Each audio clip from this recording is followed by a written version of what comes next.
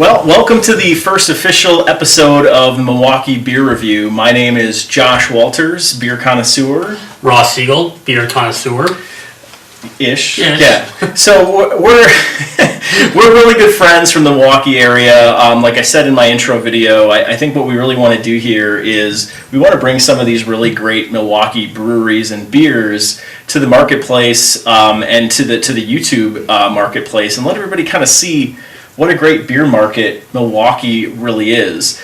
We've both been drinking beer forever, and the Milwaukee area has got so many great breweries that we just feel like this kind of market is a little bit untapped as far as, kind of showcasing it out into the beer community. So that's kind of what we're here to do. In the future, our plan is to keep on reviewing beers and different breweries in the area across Wisconsin. We'll review some of the beers that are out, outside of the marketplace as well. But I think we really want to make that a focus of what we do. That's really the plan of attack, and I think we've got a good one on tap today. Yeah, so today we're going to start with Good City. We're going to start with some of their density. Before we get into that, we're not affiliated to Good City in any way. It's a brewer that we wanted to highlight first, given the fact that their release just came out recently, and it's one of our favorite brewers in the area. It's one that we really enjoy. It was started off by three individuals. It's Dan, David, and Andy. And Andy's pretty unique because Andy actually used to work at Goose Island. Then he moved to Lakefront, and he met the three of them actually ended up meeting at a beer conference back in 2015. And they really kind of said, this is a market we want to explore. We want to help. It's a market they wanted to kind of get into as far as the beer goes and everything. And they decided to come up with Good City Brewing. They laid their roots down here, and they got this up and running. And they had their first location up in 2016 over on the east side. They have since expanded with the Juneau location, which is down in the Deer District. They built that up right with the Pfizer Forum and everything else that's going on there. It's just a great area. It's really cool to see kind of a small local brewery have that foothold in an area like that. You think about all the Bucks games that are going on, other things that are going on, where we bring in fans from all over the country, even sometimes all over the world, depending on the event, and it's Good City's right there smack dab for them to go, and it's a great location for them.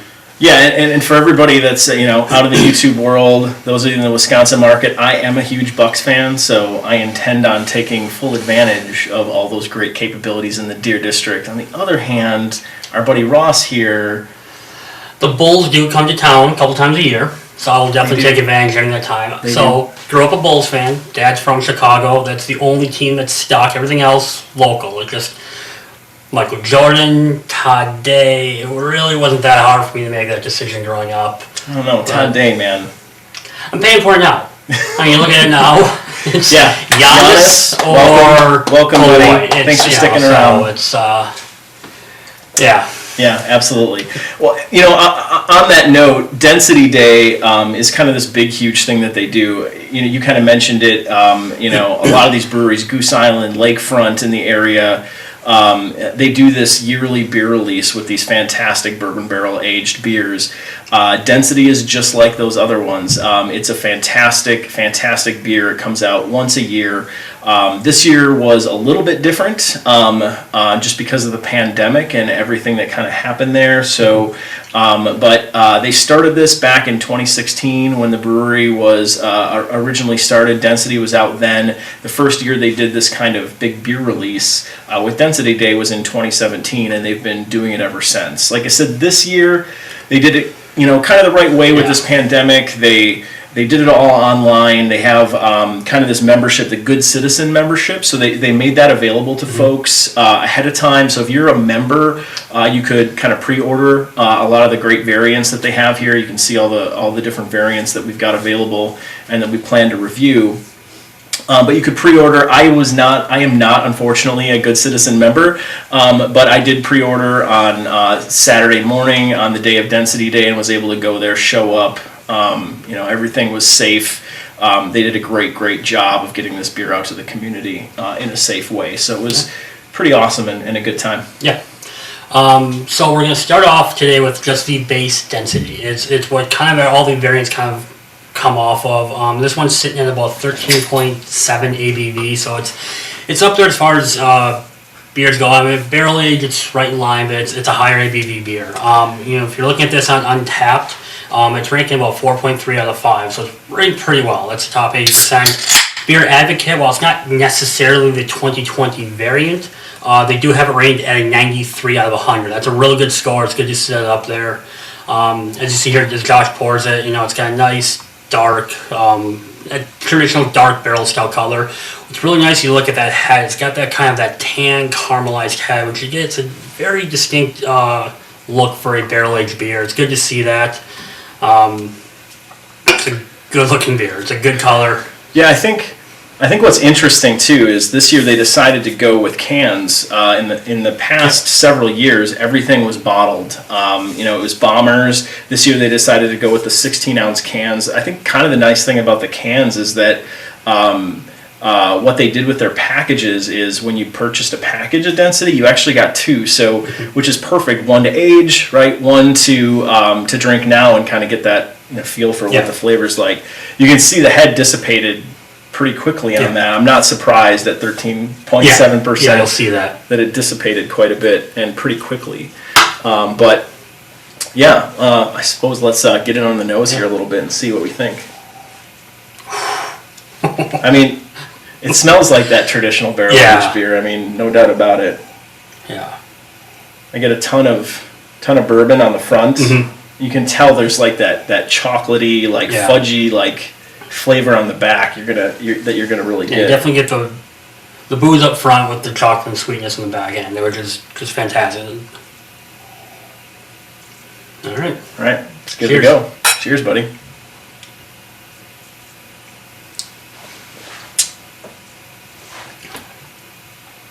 That's really good. It's solid. That's a really good beer. It's really solid. It's not as thin. Like I've seen some of the past reviews where people have kind of stated that they felt like this was a little bit thinner for a bourbon barrel aged, but I'm not getting that. I get a lot of chocolate notes. It doesn't feel thin to me. And it's not overly boozy on the front. It really finishes with kind of that chocolate and fudge. It's a heavy finish. It's a lot good. It's smooth up front. Everything, but that finish is it's real strong. You taste that kind of at the end, and that's where you get a lot of that flavor. It's a back end flavor, but it's really really good. And it's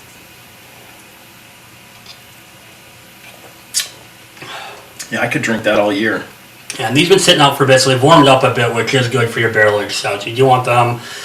They don't want to be super cold, but you don't want them room temperature. You want them a little warmer, somewhere, These are probably about 50 degrees right now. Enhances the flavor a bit and gives them more of that, those notes that you want out of it.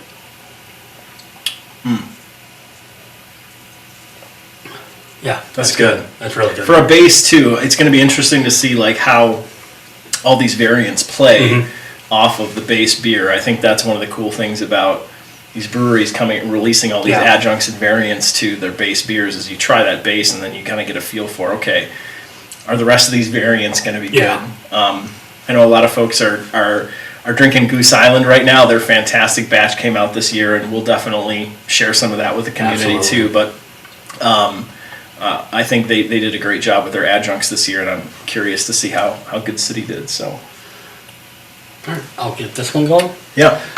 I'll let you take this.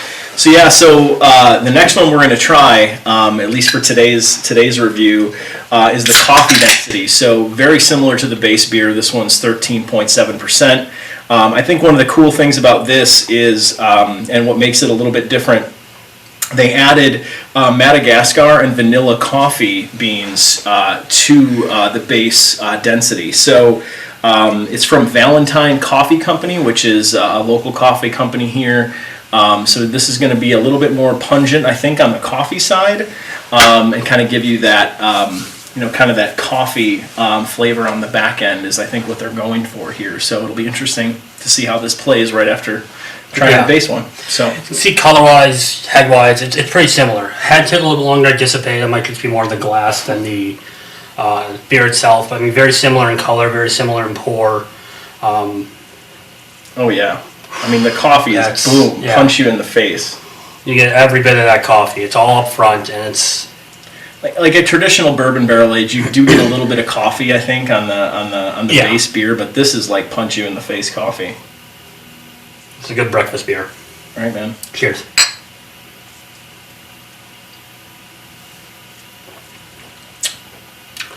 Oh wow, that's really good. It's smooth. That's super smooth. It's creamy at the end. It is. Yeah, no, I totally get that. It's I think it's the vanilla, like Yeah. the vanilla coffee beans. I think probably really add to that. That vanilla flavor. Wow, I kind of want to find some more of this. Put it in the cellar.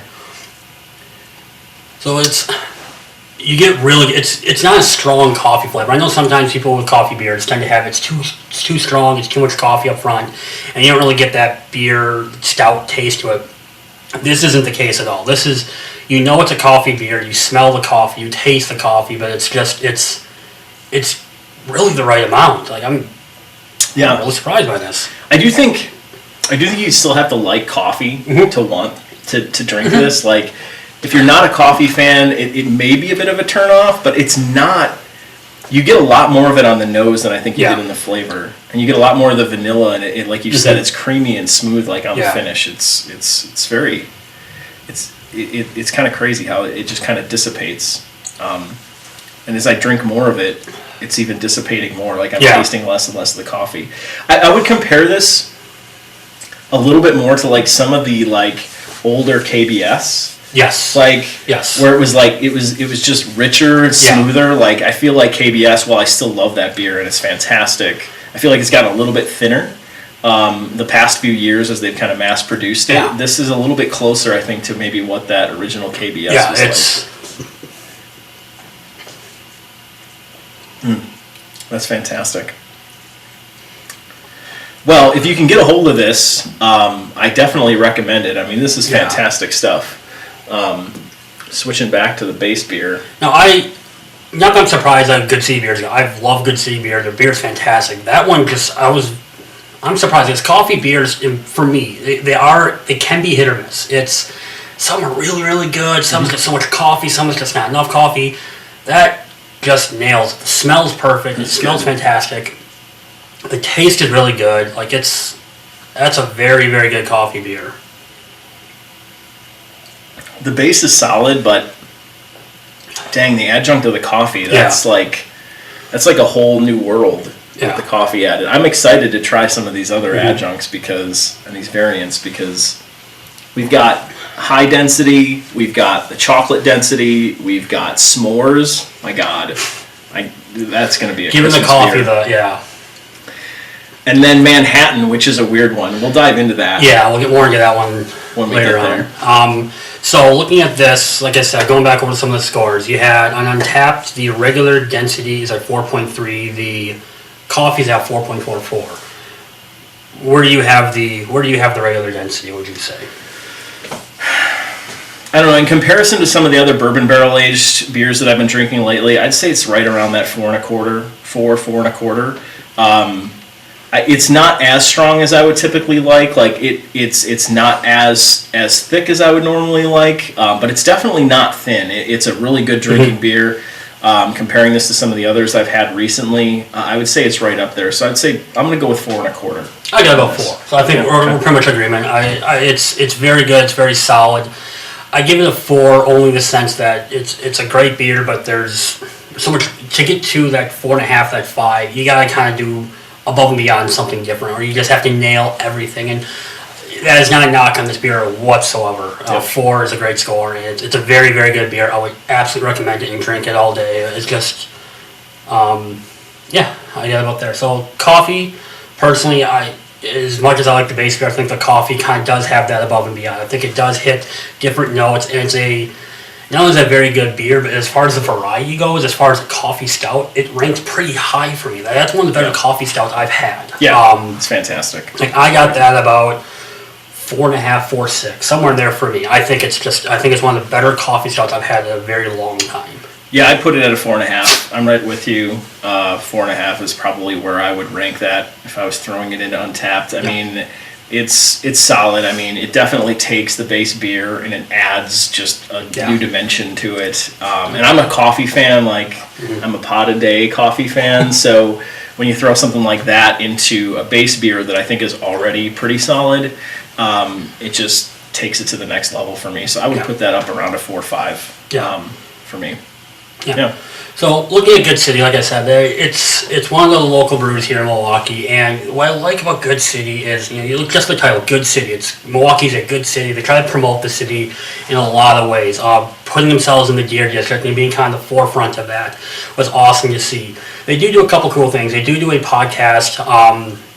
You can find it on their website. It's Speak the Good podcast. And what they do is they try to talk of those in the community who are doing good things. They try to talk people up who are going above and beyond. It's a good listen. Definitely check it out. They got a lot of cool content on there, a lot of cool highlights of individuals. They also do what's called Good City Saturdays. Good City Saturdays is where they find basically a nonprofit organization in the area.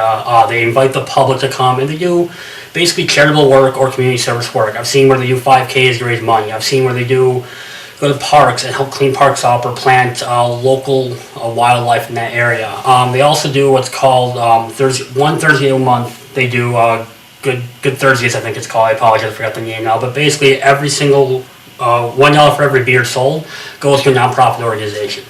So not only do they have great beer, they have great food, but they're doing good things in this community, which is awesome to see. And it's great to see that. And you hope that you see other breweries, which you do see. It's kind of a community. The brewing community is definitely a community. And you see other ones following that lead and everything. But it's really cool to see from such a relatively new brewery to have that kind of a foothold in this city already. Yeah, like Ross said, the beer community here in Milwaukee is awesome. Good City is one of the staples, right?